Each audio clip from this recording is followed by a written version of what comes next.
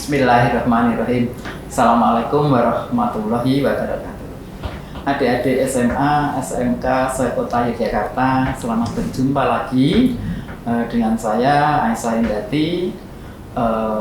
Kita akan berbicara tentang motivasi belajar siswa di masa pandemi. Akhir-akhir ini kita semua merasakan, tidak terkecuali di Yogyakarta, kita sedang dilanda pandemi dari virus corona disease 19. Jadi seluruh dunia itu sedang mengalami pandemi. Pandemi itu jadi semuanya itu merasakan, tidak hanya Indonesia, tidak hanya Yogyakarta, tidak hanya adik-adik, tapi seluruh manusia, seluruh individu di dunia ini sedang mengalami hal tersebut. Tentu saja hal tersebut akan berpengaruh pada seluruh aspek kehidupan manusia, tidak terkecuali dari aspek fisik, kesehatan, psikologis, emosi kita uring-uringan. Secara sosial kita tidak bisa pergi berjalan-jalan, berjumpa dengan teman, bertemu di sekolah, dengan guru, dengan bokbon, dengan kawan-kawan, bersepeda. Kemudian yang lain yang tidak kalah pentingnya yaitu dunia pendidikan, di bidang pendidikan. Kita semua anak-anak ya, sejak dari PAUD, TK, SD, SMA, SMP, SMA, dan perguruan tinggi, semuanya itu belajar dari rumah. Terkenal dengan work from home, ya, bekerja di rumah, tidak terkecuali belajar. Belajar kok di rumah, aneh ya. Hal itu tentu saja akan membuat bosan. Yang bosan itu tidak hanya kalian, tidak hanya anak gede, remaja, SMA, SMK, tidak hanya itu. Namun adik-adikmu yang PAUD ini sedih sekali juga. Dia ngapain di rumah? Serasa di rumah itu, kalau di rumah itu ya libur, di rumah kok suruh belajar. Sering anak-anak itu pada marah, anak-anak kecil. Tapi mungkin bagi para remaja, mungkin sudah bisa mengatasi hal ini. Nah, tidak kalah pentingnya, pada saat belajar itu kita akan mengalami kebosanan. Jelas itu bosan. Nah, kebosanan itu tentu saja kita mau belajar itu kok ngapain ya? Belajar cuma sendirian. Kemudian tidak bisa berdiskusi, ini bagi teman-teman SMA, SMK, tidak bisa praktik, tidak bisa menggunakan alat-alat yang harusnya kita rangkai, kita susun, ya, tidak bisa memecahkan masalah. Tentu saja hal ini akan menurunkan motivasi kalian untuk belajar. Maka dari itu, pada saat ini saya akan menyampaikan tentang motivasi belajar siswa pada masa pandemi. Motivasi belajar. Belajar harus ada motivasi, kalau tidak kita bosen dan kita tidak mau belajar. Mari kita lihat apa itu motivasi belajar. Motivasi adalah, jadi tadi motivasi belajar di era pandemi. Era seperti ini kita kok disuruh belajar, belajarnya di rumah, tidak ada yang ngajarin, tidak ada yang membimbing, membina, ya. Nah, tentu saja kita sering ketiduran, nggak ada semangat, nggak ada kawan, dan sebagainya. Kita lihat, apakah motivasi? Motivasi adalah dorongan yang timbul dari dalam diri seseorang untuk mencapai tujuan. Jadi dorongan yang timbul dalam diri, itu motivasi. Terdapat beberapa faktor yang mempengaruhi perkembangan motivasi. Antara lain, ada motivasi internal, yaitu yang belajar dari diri kita sendiri. Minat, kita itu mau belajar itu punya minat enggak? Kemudian bakat, kemudian kebutuhan. Belajar itu kebutuhan siapa sih? Bukan kebutuhan Bapak Ibu guru, tetapi kebutuhan kita karena kita ingin meraih cita-cita. Juga adanya tujuan hidup, tujuan individual, tujuan dari para siswa itu. Kalau yang tidak mempunyai tujuan, ya kita tidak memiliki motivasi, kita malas belajar, akhirnya kita tidak mengerti apa yang telah diajarkan oleh guru kita. Itu faktor internal. Sedangkan faktor eksternal, itu faktor yang mempengaruhi motivasi adalah berasal dari misalnya teman sebaya. Wah, rano kancane, nggak ada temannya, kita malas. Ngapain? Paling temanku juga tidur, temanku cuma nge-game, ya. Teman sebaya. Kemudian keluarga yang kurang mendukung, itu juga bisa membuat motivasi kita turun. Kemudian juga lingkungan sosial. lingkungan kita itu tidak ada lingkungan belajar ya. Kalau di sekolah itu jelas duduk di bangku, di meja, kita mempelajari sesuatu, ada yang mendampingi, memecahkan masalah, solusi. Lah ini tidak, disuruh belajar sendiri. Ya mungkin kita belum muncul minat, nggak ada keinginan untuk belajar. Besok aja kalau COVID-nya sudah pergi. Tetapi kapan perginya kita juga tidak tahu. Nah, oke, itu motivasi. Kemudian yang disebut COVID-19 itu apa? Tadi sudah saya katakan bahwa akhir-akhir ini kita itu sedang diguncang, bukan hanya gempa, lebih keras dari gempa. Kalau gempa itu sebentar saja selesai. Kalau ini tidak, terus menerus, kapan selesai tidak tahu. Kita diminta untuk patuh memakai masker, kemudian harus WFH, kita harus jaga jarak, kita harus mandi setelah pergi dari rumah sakit dan sebagainya.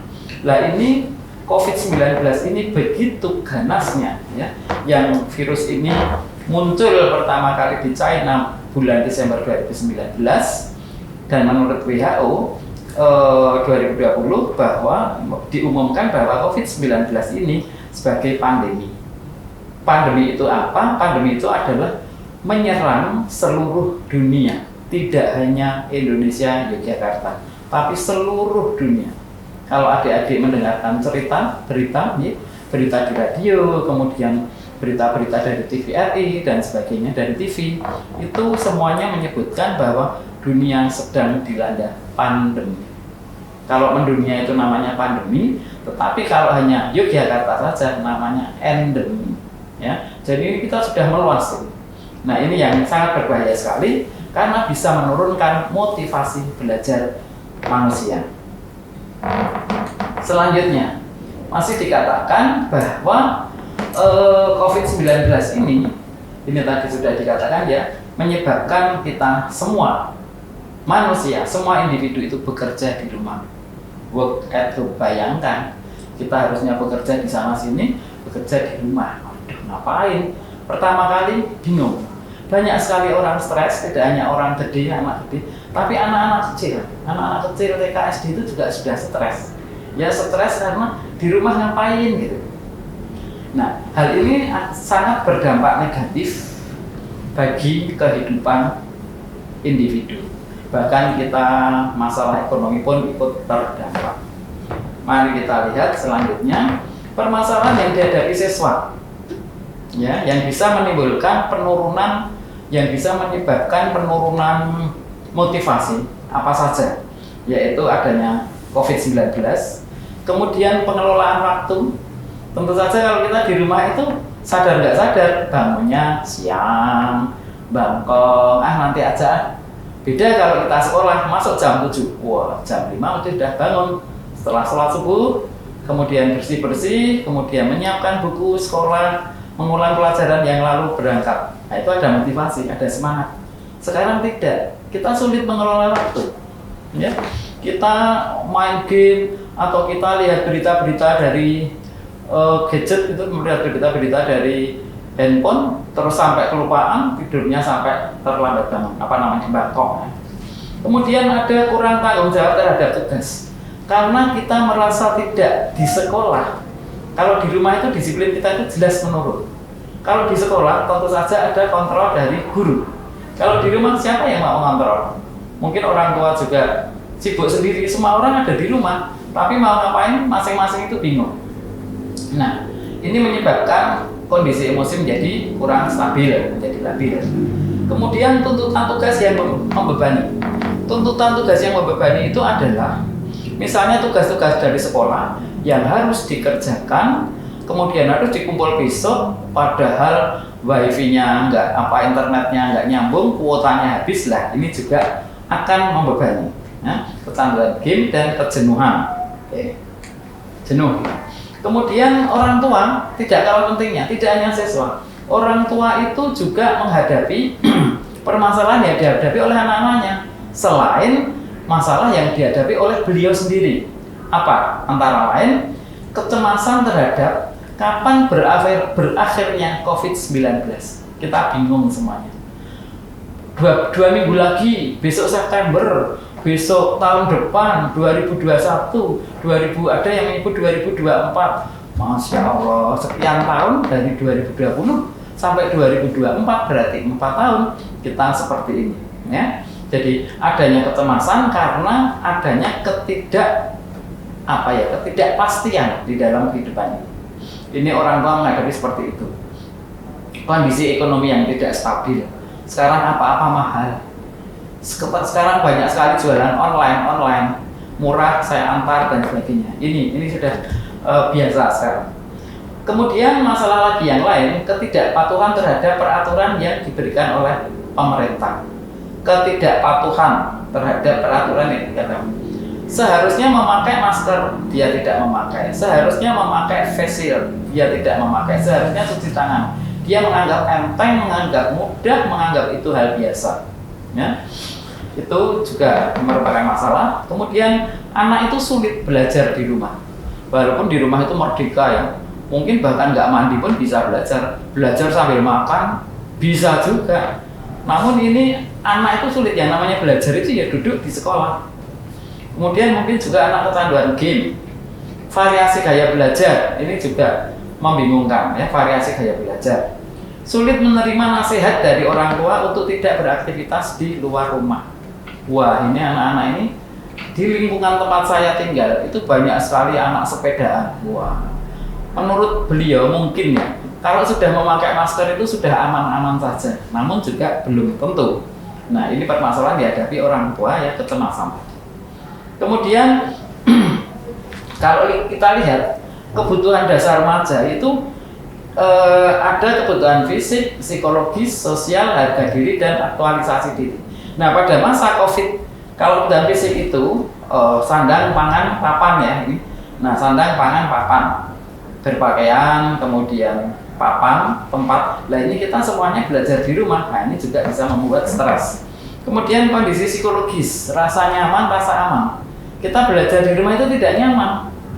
Kemudian kebutuhan sosial, harusnya remaja itu juga masih bergaul, harusnya masih bisa bergaul dengan teman-teman. Ini tidak. Kemudian harga diri dan aktualisasi diri. Siswa kurang bisa akses. Ini kebutuhan dasar remaja yang mana ini bisa membuat stres. Apakah stres itu? Stres itu adalah reaksi fisiologis dan psikologis yang terjadi ketika seseorang merasakan ketidakseimbangan antara tuntutan dan kenyataan. Jadi pada saat COVID ini banyak sekali individu-individu atau manusia-manusia sejak dari anak sampai orang dewasa, anak, remaja, dewasa, bahkan sampai lanjut usia itu mengalami stres. Keluhannya apa? Mungkin kulit gatelan terus, perut sakit, nafas sesak, sistem otot mudah capek, ya, reproduksi terganggu. Mungkin yang remaja putri itu menstruasinya terganggu. Kemudian rambut rontok, kemudian jantung deg-degan. Ini reaksi dari stres yang bisa menyerang bagi siapa saja, sejak anak sampai lanjut usia. Kemudian reaksi emosionalnya apa? Marah, ya, cemas, bosan. Nah, ini merasa tidak berdaya, depresi. Suasana hati mudah berubah, moody, ya. Perasaan tidak pasti. Kapan tuh ini COVID-nya itu selesai? Uring-uringan, malas, dan menarik diri dari orang lain. Itu reaksi emosional. Pengelolaannya bagaimana? Kita harus bisa mencari aktivitas baru pada masa pandemi ini. Apa misalnya? Olahraga di rumah. Nah, olahraga di rumah itu ya yang ringan-ringan apa di rumah. Relaksasi, yoga ya. Mengembangkan hobi, masak, jualan online. Lah ini positifnya itu ini terpenuhi ya, jualan online. Istirahat harus cukup, pengelolaan waktu yang baik, disiplin, makanan bergizi, sharing online pada teman yang dipercaya. Mungkin membuat grup kelas kalau sudah ketemu grup ya, mungkin kalau ini adik-adik mahasiswa baru, nanti akan terbentuknya grup-grup, kita bisa ngobrol lewat grup tersebut. Ini paling tidak bisa mengurangi stres. Kemudian metode belajar di era pandemi itu bagaimana? Secara internal, jaga kondisi fisik. Makan sehat, 4 sehat 5 sempurna, 6 bermanfaat, menjaga kondisi fisik, mengatur pola makan, jangan makan yang aneh-aneh, sambel terus, rotisan terus, nanti perut sakit ya. Waktu istirahat cukup, mengenali potensi diri, oh saya tuh harus ada istirahatnya, harus tidur dan sebagainya. Meningkatkan motivasi atau semangat, ini yang sulit. Kita yakin mampu mengatasi hal ini. Nah, kita harus yakin di era seperti ini, insya Allah saya akan coba mendalami materi, kemudian pantang menyerah. Ini metode belajar di era pandemi. Kelihatannya sederhana, namun agak sulit dilakukan. Agak sulit ini, hanya beberapa poin, tapi kalau kita tidak benar-benar disiplin pada faktor internal ini. Kenapa internal? Karena internal itu yang bisa menjalani hanya kita sendiri. Walaupun diopiak-opiak dari luar, kalau kita nggak ada niat, nggak ada semangat, nggak ada modal, kita tidak akan semangat ya, kita tidak akan bangkit semangatnya. Faktor eksternalnya apa? Harus ada lingkungan yang mendukung untuk belajar, lingkungan yang kondusif, termasuk sarana penunjang, wifi, kuota internet lah ini. Keuangan membengkak ya, kuota internet, wifi. Kemudian pengubahan jadwal, pengubahan atau penjadwalan kembali jam belajar. Kita harus tata jam belajar kita. Ya, ini yang nanti adik-adik siswa baru setelah memperoleh jadwal, kemudian dicocokkan kira-kira yang cocok itu yang mana. Kenapa begitu? Karena ke depan ini kita masih sekolahnya nampaknya melalui daring ya. Jadi kita harus pandai-pandai menjaga ini, menata. Juga yang penting kondisi perekonomian keluarga ini juga sangat berpengaruh. Selanjutnya solusinya dapat mengatur waktu antara jam pembelajaran dan bermain ya. Jangan lupa tetap bermain ya. Jangan hanya belajar terus, tetap bermain. Itu untuk pengurangan stres. Meningkatkan motivasi melalui kuis yang diberikan oleh pihak sekolah. Nanti sekolah akan memberikan kuis berdean, ada rewardnya, gitu ya. Menciptakan kreativitas sesuai dengan bakat yang dimiliki. Ya, kalau yang bakatnya basket, dribble aja di rumah, voli, lari-lari, main tali itu dan sebagainya. Kemudian membuat perencanaan kegiatan selama seminggu sekali untuk membuang kejenuhan. Seminggu sekali model belajar dirubah lagi, seminggu lagi dirubah lagi. Kenapa? Untuk mengurangi kejenuhan. Ya, ini solusi. Kemudian meningkatkan sharing dengan keluarga. Ini agak sisi positif. Yang tadinya nggak pernah ketemu ayah, ibu, adik, kakak dan sebagainya sekarang menjadi ketemu. Bisa ngobrol, baca koran bersama-sama, kemudian masak bersama-sama, masak kue, masak sop, roti bakar dan sebagainya. Nah, ini solusinya. Kemudian yang secara eksternal, orang tua harus juga mengenali potensi anak. Ya, orang tua itu sekarang sebagai pengganti guru di sekolah untuk mengawasi waktu belajar. Kemudian mengarahkan masa depan anak, ngobrol masa depan anak, mendengarkan radio, memberikan fasilitas subsidi kuota ini yang sulit ini, subsidi kuota internet, wow, gitu ya, membengkak ini jelas. Kemudian melihat apakah minat anak itu sudah sesuai dengan kemampuan, kita arahkan. Orang tua jangan memaksakan kehendak ya, pada anak. Tumbuhkan motivasi berprestasi. Ayo kita bermain-main bersama, menanam tanaman dan sebagainya. Melakukan pertemuan via online guru siswa untuk memantau kondisi siswanya. Ya, kemudian ternyata terakhir sudah matur nuwun. Demikian adik-adik sekalian, adik-adik atau anak-anakku ini ya, yang sebentar lagi kalian akan belajar secara online. Sebenarnya itu juga kalau dibuat menyenangkan, ya menyenangkan. Tetapi kalau dibuat membosankan, ya membosankan. Tetapi pesan saya, buatlah situasi ini situasi yang menyenangkan. Karena Anda adalah generasi, siswa itu generasi yang membentuk kreativiti sendiri. Kondisi apapun jangan goyah ya. Tak lekang oleh hujan, tak lapuk oleh panas. Gitu kira nampaknya. Oke, selamat belajar adik-adikku sekalian. Sukses untuk kalian ya mencoba situasi yang baru. Assalamualaikum warahmatullahi wabarakatuh. Sukses untuk kalian. Semangat!